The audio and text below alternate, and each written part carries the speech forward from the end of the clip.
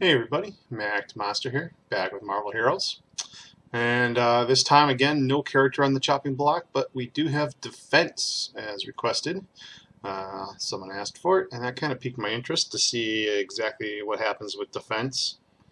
And it's pretty basic. There is a bell curve. It's really not as sharp as one would expect.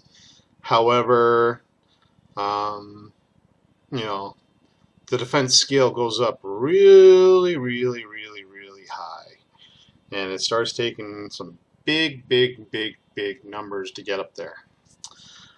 I used Thing as my control subject, and I was able to take him in 100-point increments from 100 to 13,400 defense. Physical, mental, and energy, or physical, energy, and what is it? Is it mental? Yep, and mental. All work the same, all have the same curve. So the scale would apply equally. It's easier to get the other ones because your regular defense applies on top of any other physical defense add-ons, and usually some pieces have some kind of physical, mental, or energy extra defenses. Not too many artifacts out there with, say, regular defense on it, so you have to sub in some physical and then use that scale. But it all works out pretty linearly. It starts to really stop paying off in the high tens of thousands, obviously. And I don't know if it's really worth going for hardcore or not. I mean, you can definitely get into the 50% range of damage reduction. Thing with this full set of uniques, I actually didn't use a couple uniques. I used the slot 2, 3, and 4 uniques, and slot 5 was a cosmic that boosted a couple of his skills to give extra defense. So that's how I got his defense up that high. Don't know if it's worth it or not, because slot 5 things uniques usually 19,000, 15 to 19,000 hit points you can roll on that. So that's a lot of hit points for a couple percentage points at best of damage reduction. So it will scale out. I'll put the scale up. There's no real math to work at. You're not looking at any kind of thing. There's no scales, there's no breakdown, nothing to use mathematically. You'll just start noticing that the scale gets higher.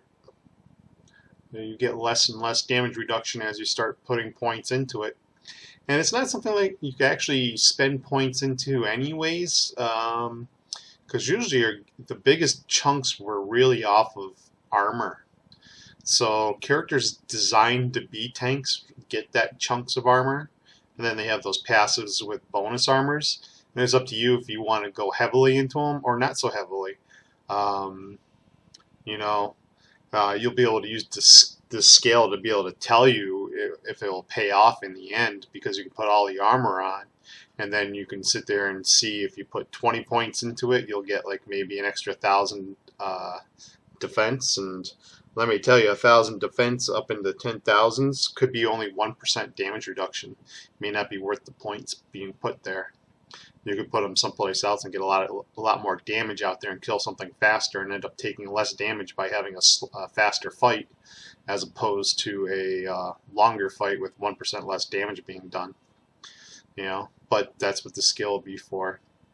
So seeing how there's really not too much to talk about with damage reduction, get into it a little bit more with hit point and hit point regeneration.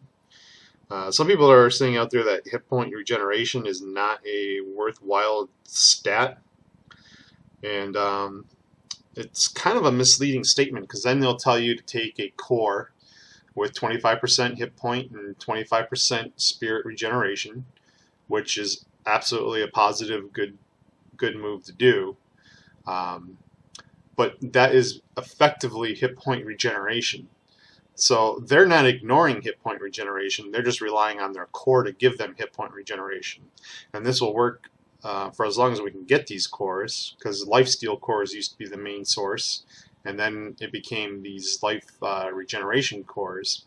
And something to remember about a medkit is it has a 10-second cooldown and only regenerates 6% of your health for 5 seconds. So you get 30% of your health, plus, if you have the core on, an extra 25% up front with the spirit. So it would give you 5 seconds of nothing happening. And in those high level X defenses, it's better to have something happening, so you might actually survive something a little bit longer. You could get hit and regenerate something. A good character to see that regeneration does something on is Miss Marvel. You know, saying hit point regeneration is useless, and then looking at Miss Marvel, who's regenerating massive amounts of health, and it's helping her out big time. You know, it's something to keep in mind. Hit points are always primary, but if I can get hit point and hit point regenerations, I'll sacrifice 500 or 1,000 hit points for several thousand hit point regenerations, and no problem. But I won't really sacrifice too much more than that. For instance, on Emma, I got 6,066 health regeneration and 1,256 health. I can't really find too much more health. I think I found something with 1,500 health and no health regeneration. Why would I sacrifice 6,000 health regeneration for 250 hit points? It makes no sense. I'm waiting for her unique, obviously. Even on her slot 3 unique, it's got 4,050 or 4,500 hit point regeneration and 1 durability. It's backing up everything that's being done. I'm building up hit points. She's got hit points on her shoes. She's got hit points on her slot 5, which is awesome. Obviously, her slot 3 doesn't have hit points, so they're making up for the hit points not being put there on these slots. They're just misitemizing items from the norm to make them look a little different. I went with a Dark Cold instead of her normal weapon. This thing's pretty massive. I know my damage rating only says 959. Everyone makes fun of my Miss Marvel because she's only like 1,200. Really, she's 4,000 because it's energy damage. And Emma here is 3,431 mental damage, not counting any AoE bonuses and the advanced scroll targeting computer. And of course, the extra crit and stuff from the area powers. But that's about it. So I think that's about enough time for me to get the scale in. So it's a nice, short, sweet video showing the benefits. Basically, at